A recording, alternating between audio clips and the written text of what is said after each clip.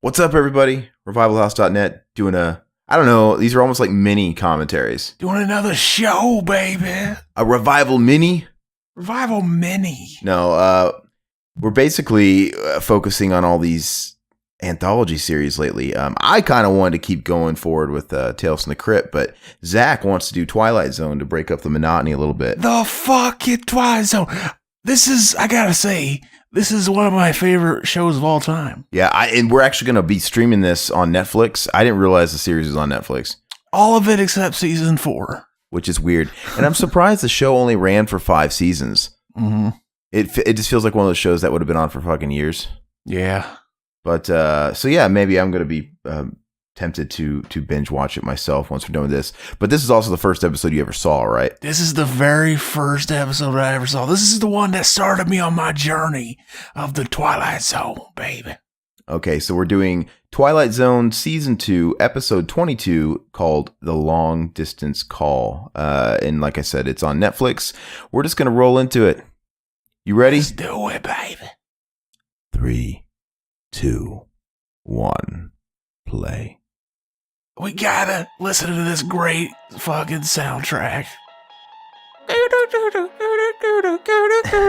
Not my favorite opening. I like the one with the with the shit flying through space.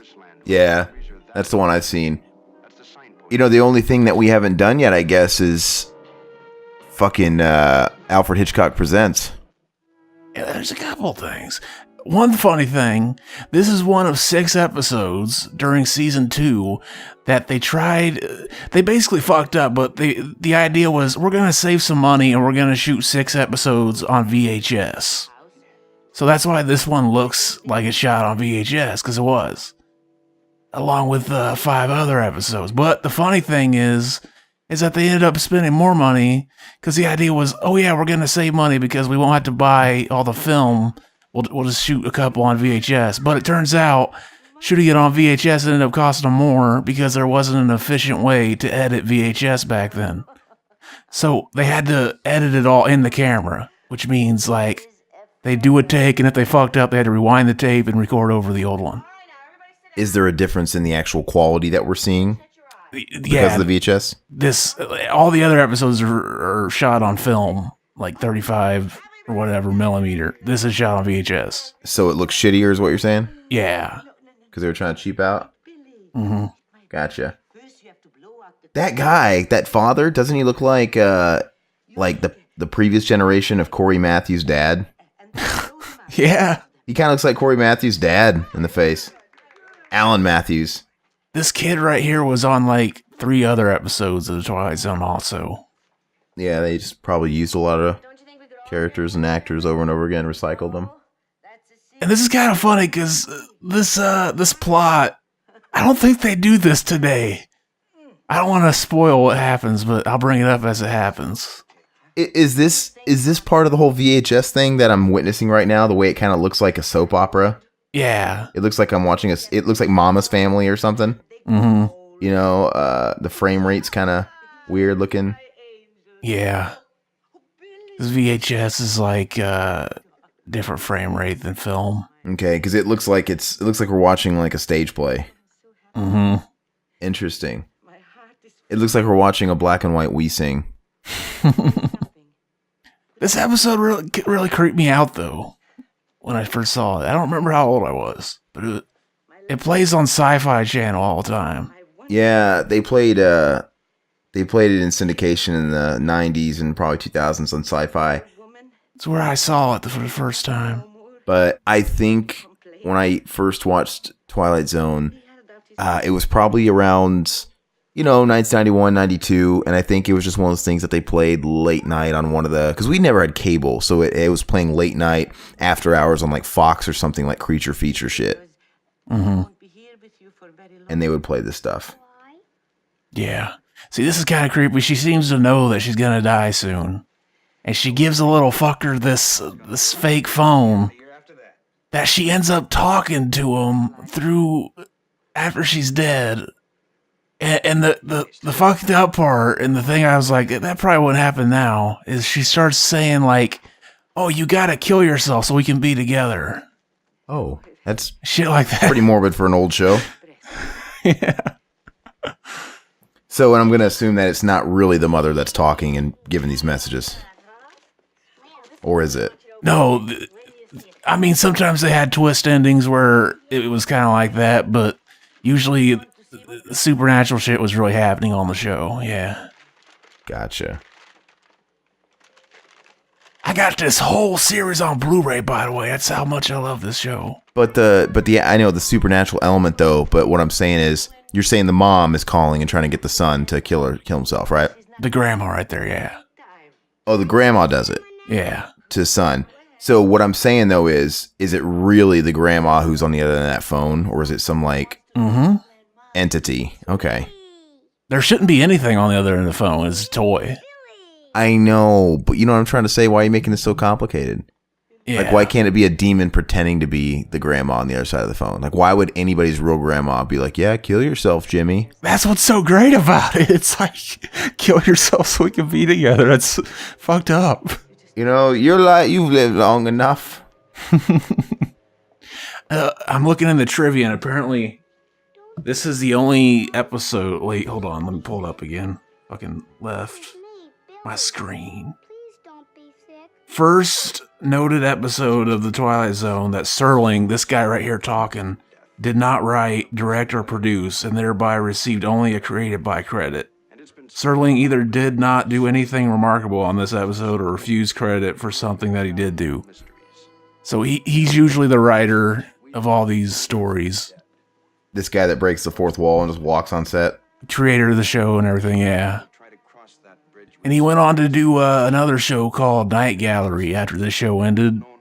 And I have that whole series on DVD also. Not on Blu-ray because it's not released. But oddly enough, that show seems more dated than this show. Because it was filmed in the 70s. And like, while styles are dated in 60s TV and movies, they just kind of look really flat and bland.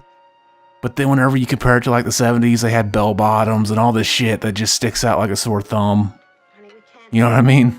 Yeah. They had perms. So the Blu-ray collection of this, what is it? Is it a worthy collection to get on Blu-ray if somebody had it on DVD? Like, is it worth the upgrade? Or are you just a super fan? I think it's got all the same stuff. Maybe there's some extra stuff. It's got like commentaries on a couple episodes. Sometimes when they do the audio track where it's just the score playing, it's got some of those. Do they do us all a favor and just put the whole series on 1 or 2 Blu-rays? Oh, it's a couple discs. Okay. But they look great. They cleaned them up really good. That's cool. Does it go for a lot? I imagine it might not be a price, or is it a pricey set? They actually, it was like the original box set is over $100, but then they did the, you know, like the Tales from the Dark Side, how they put that box set out again recently, and it's noticeably cheaper. Is it a cheaper package or something? Yeah, it's slightly cheaper packaging, but that's the one I got. It's like, I think $70 when it came out. It's probably cheaper now. Ooh, it's kind of a, I don't know. I think it's a tall order, but that's worth it for me, baby. They need to put Tales from the Crypt on Blu-ray. Mm-hmm. That's what I want, man. I mean, those DVD sets look cool as far as their packaging and shit, but I'm against clutter, man. Just give me a Blu-ray set. We've talked about this a lot. Put every season on like 2 discs, and I'll be a happy boy. They don't do that a lot. And they could totally, like, it would be cool to clean it up. And I mean, if they do that, you can only really do that if it's standard definition video. If they cleaned up the video too, it would take up more gigabytes. Well, so I would want them to clean it up and format it for, you know, HD TVs and things like that. So whatever they have to do, but I don't want to buy all those. I don't want to buy the DVD box set. They probably would have if that fucking. I think the reason they reissued the DVD box set as a box set was because of that new show gonna happen, and now it's not. Oh yeah, good call. You're probably right. I said that new show gonna happen. That sounded funny. That new show gonna happen. Now it ain't gonna happen. Why you want to hate me? Hey, before we started, I had to take my routine, obligatory piss. You might have noticed I was in there for longer than it takes to take a piss. Dude, I've been having trouble pissing lately like an old man. Like, I'm like, hey, I'm talking to my dick. Like, you have to piss. You had to piss, and you're not coming out. What's the matter with you? Like, I feel you in there. Just come out. And I have to sit there and have a heart-to-heart with it. I have trouble peeing, man. I never have trouble peeing. I usually hold my bladder all day until I have to shit. Because I rarely stand up and pee, because I usually hold it till I have to shit also, and then I just sit down and have a pee while I'm shitting. Yeah, have you ever been constipated where you couldn't shit for more than a couple of days? Yeah, I remember one time as a kid, I went to my grandma's house. She lives like 4 hours away, and I didn't shit the entire the 2 weeks I was there. And did it really fucking stink when you did? I don't remember, but I remember me and my cousin Mark would be out somewhere, and then I'd be like, oh, I had to take a shit, and then by the time we got back to his house, I didn't anymore. So I still had to poop. I just kept holding it and didn't get to. You probably had serious stomach pains. I don't remember much about it. You had to have. Yeah, anyway, so yeah, if you don't shit for a long time like that and it's just sort of festering inside you, it's the stinkiest fucking thing. Clear the house.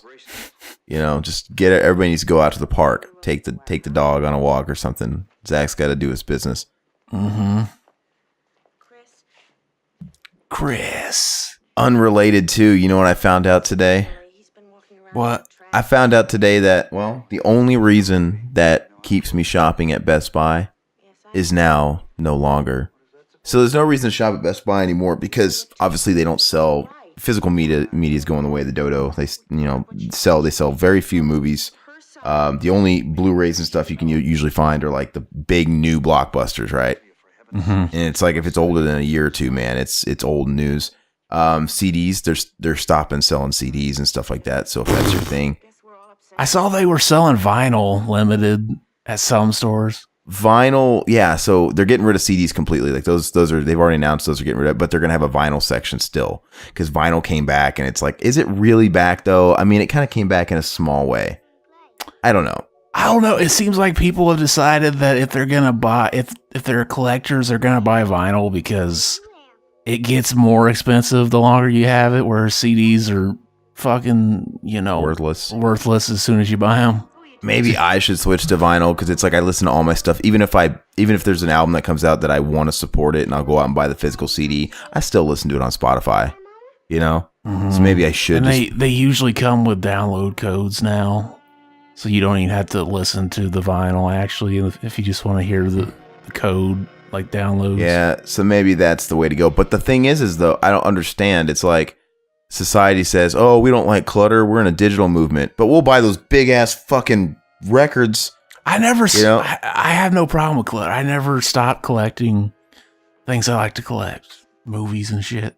The general public though is, and Riverman and I have been talking about it lately. Riverman's obviously liquidating a bunch of his shit because it just sort of hit him lately. Like, what am I doing? I'm waiting for that Forced Entry DVD to show up at my door. I've never seen that. Yeah, I'm starting to feel it, man. I've been kind of feeling it for a few years, but me though, the movies, I'm still buying the movies. The first thing for me that'll go is my toy collection because I do have like a vintage toy collection. I don't even use them, man. It's total clutter. I got boxes and boxes full in storage and closets of shit I don't even look at, and it's literally worth probably thousands. Mm-hmm. That stuff, I haven't even looked at some of this shit in like 3-4 years. That tells you, should I really own it?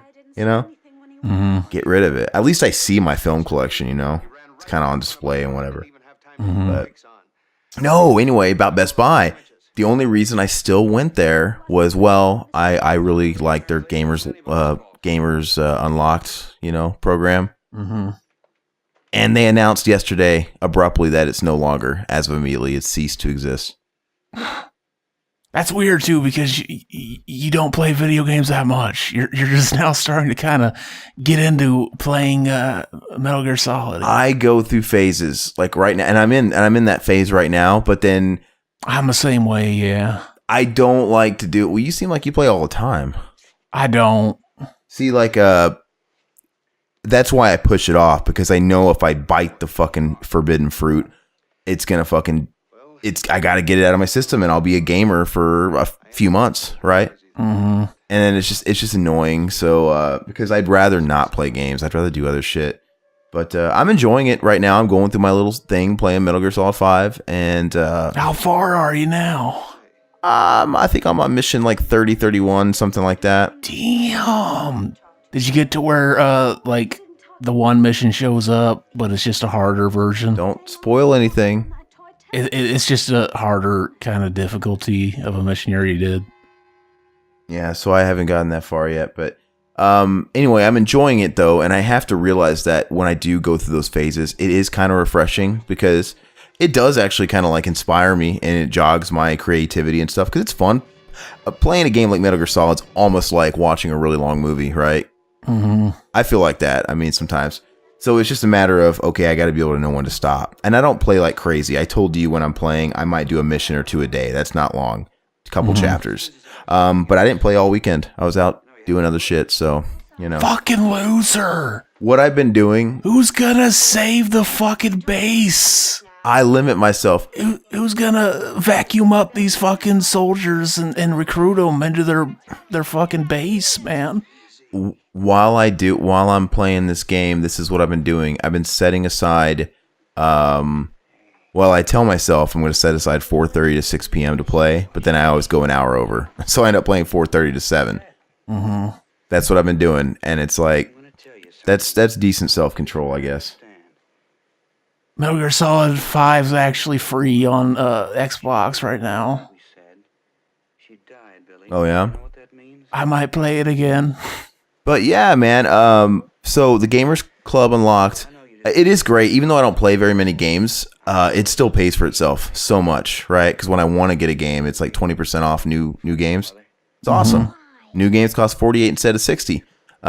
Especially if you're one of those nerds that likes buying special edition shit, man. 20% off, like $150 when they buy all that shit. I mean, and it only costs $30 for 2 years, Zach. Didn't you say you have like 2 more though? So you're gonna keep it? Yeah. So I get why they got rid of it abruptly, because they had to have been taking a bath on it. $30 for 2-year membership, 20% off new games. The only people that are buying that are hardcore gamers, right? Mostly. So they're just taking a bath.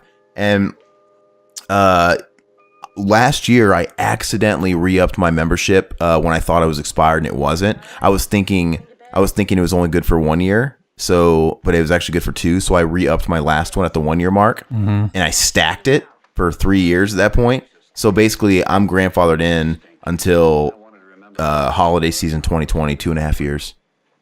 So I still got it for a while, but yeah, as soon as current subscriptions end, that's it. Nobody can get new ones. It's kind of a bummer. But now I'll just go to Amazon, because I think Amazon, if you have a Prime membership, I think they offer... You get $10 off, I think.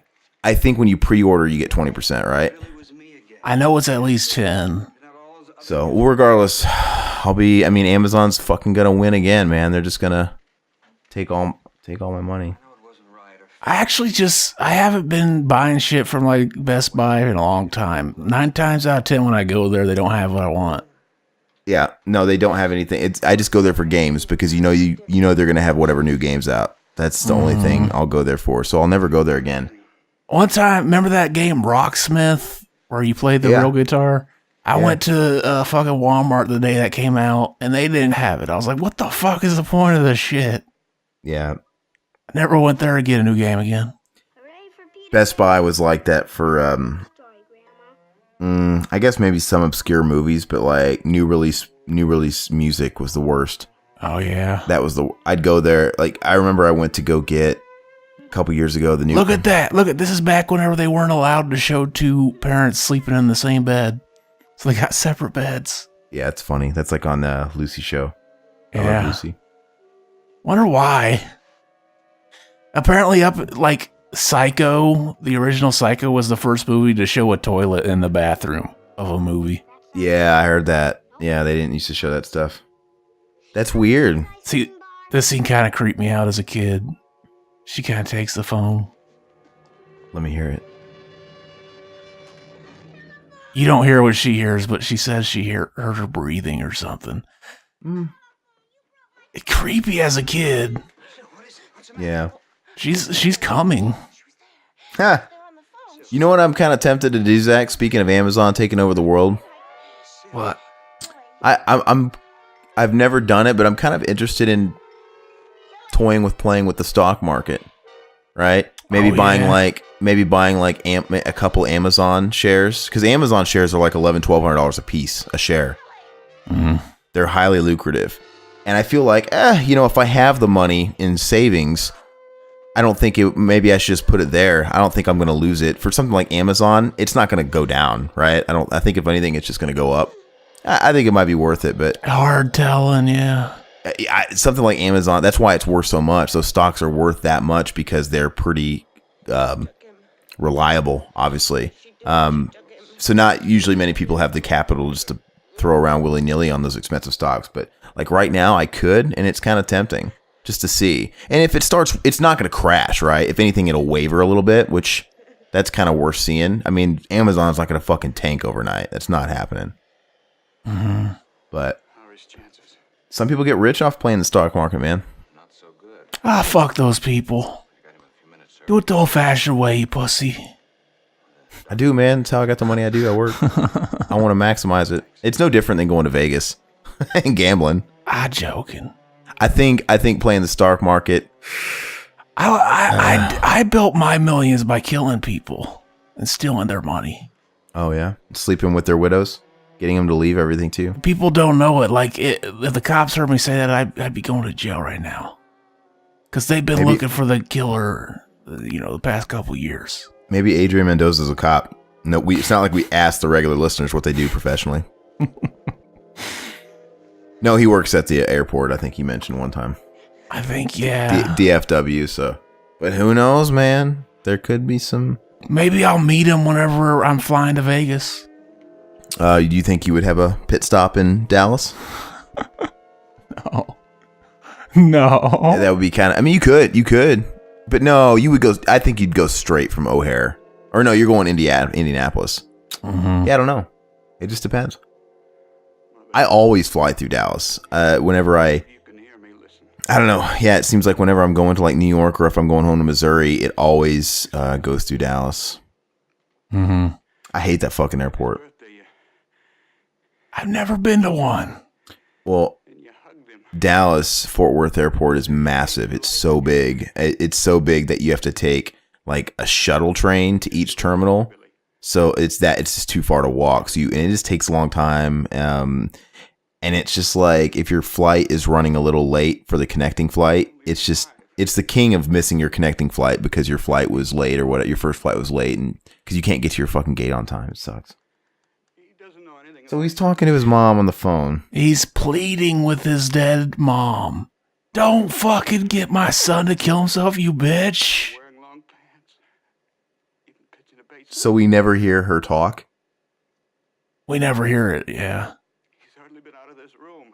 See, there are some episodes like this where it could just be all in the mind of the kid, and then the wife just thought she heard something. There's stuff like that. Well, so who's he talking to then? He's just talking. No one answers when he's talking to her. He's just pleading with the phone. Yeah. It's escalated this quickly to where he believes it already. And he's already on his knees like an idiot. His son just tried to kill himself. How did he try and kill himself? What did he do? I think he tried to drown himself. That ain't how you kill yourself. I don't know. I don't remember. It's been a while since I've seen it. Could you drown yourself? I don't know. He's a kid, though, so he's stupid. I mean, omitting, obviously, like tying cinder blocks to your feet. Could you actually just jump into a pool and go to and just let yourself sink to the bottom and allow yourself to drown before you like just freak out and out of reflex start swimming up? I don't know. Some people can't swim, so they do drown. Yeah, but that's still going against their will, and they're flailing about. They're still trying to help themselves, right? Mm-hmm. This guy kind of looks like Robert Patrick. He's got his hair down. He looks like modern day Robert Patrick, old Robert Patrick.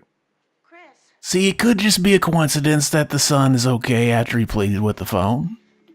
So why is pleading with the phone and all that stuff the answer? Wouldn't you first take the phone and destroy it and just tell your kid not to kill yourself?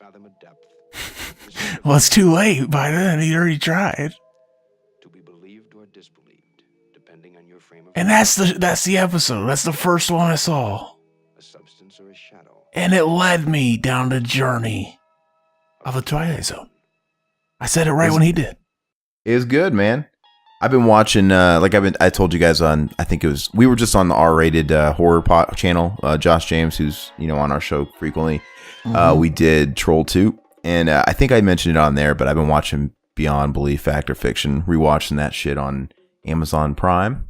Nice. And yeah, it is fun. It's a fun little anthology series. And I saw they added that Hell's Kitchen show. Now that I don't have Amazon Prime, they added something that I've always wanted to check out. You mean Gordon Ramsay? Yeah. Hell's Kitchen, that's what it's called, ain't it? You've always wanted to watch Hell's Kitchen, a cooking show? Yeah, I've always heard it's funny. You've never watched a single Gordon Ramsay show? Dude, they're great. I always like Kitchen Nightmares, man. Kitchen Nightmares. That's on there too. Kitchen Nightmares is fucking great. Hell's Kitchen, that's more like a competition show, right? Oh, okay. I'm probably thinking of that one then too. Hell's Kitchen is great. Kitchen Nightmares is great because that's where... Is that the one where there's a version in the US and a version in like the UK? Correct. Okay. Yeah, and they're both good. The UK one's kind of cool too. But I think the US version's a little bit more put on, for the cameras. Yeah, I heard they're more concerned with like all the inside story of all the contestants. Like we gotta have a story to like the people. Well, the UK version, he's a little bit more chilled out. Like he's not nearly like he is to the people in America. I just think it's a little bit more put on. But it's fucking great, man. It's gold. Yeah, he goes to a struggling restaurant and tries to save the restaurant, help them, and whatever. Usually it's plagued by some horrible owners. That's usually disgusting, and his like one-liners and comebacks are really funny and stuff. Season 2, episode 26 is one of my favorite episodes, Shadowplay.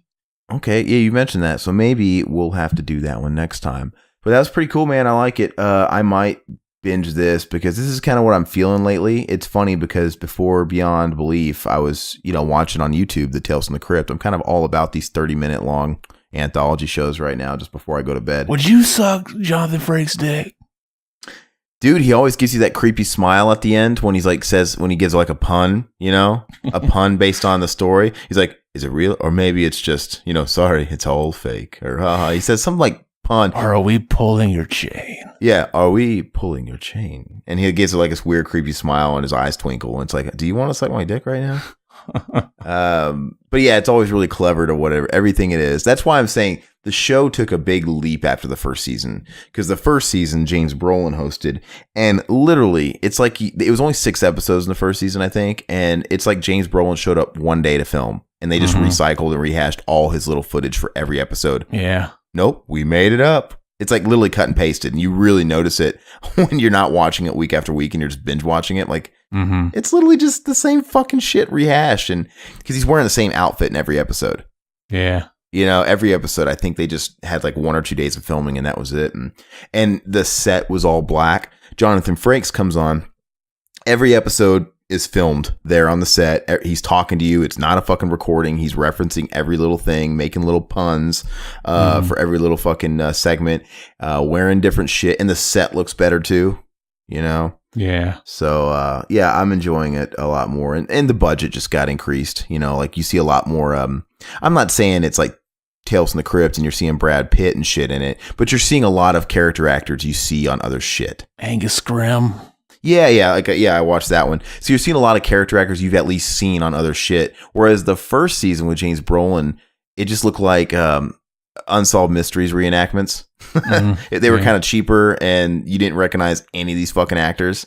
So speaking of Unsolved Mysteries, man, I fell off that. I need to get back to watching that again. I was like all about it, and for the first 2 seasons I binged, then I kind of got a little fatigued from it. But it just seems like it's a little bit more involved. I don't know why. It's like it shouldn't be, but I don't know. Beyond Belief, I don't have to really pay that much attention, because I know most of it's bullshit. But like Unsolved Mysteries, man, it's a little bit more exhausting. I gotta fucking be on it. Mm-hmm. But anyway, so that's it. if you guys are watching this on YouTube, that's awesome. Go ahead and like, subscribe, click the stupid bell, and please let the dumb bell gods know that you want to be alerted every time we post a video. And if you're on YouTube, go ahead and check us out on iTunes as well. We're going to put the link in the video below, and we're going to try and spam those links as much as we can. Go over there, leave feedback, 5-star ratings. That's really going to help us sort of gain more exposure in the iTunes charts and gain viewership. And you guys want the family to expand, right? You guys want new brothers and sisters, right? Mm-hmm. Oh, brother! We're also on Google Play, Stitcher. I want to start expanding that and getting on other platforms as well. We'll try and increase those. But yeah, I don't know. That's really all we got, man. Do you guys have a new Mac and Zach underway you want to pitch? We might record one tonight. I know, I saw that, man. If Mac actually shows, we kind of pitched earlier, but we were recently on R-rated horror channel for Josh James, and we did Troll 2. That I don't know. I don't really know how he gets his stuff up. He takes a little bit longer to get his stuff posted, but it might be up by the time you're listening to this. So the Hatchet one was real quick. Yeah, it was real quick. So go over there and check to see if that's uploaded. But if not, give his channel a like as well, and just check out the other shit he's done. But that's all we got. We'll see you guys next time. Zach, give me one last word. Fuck Charlie Cloud. Bye bye puppets.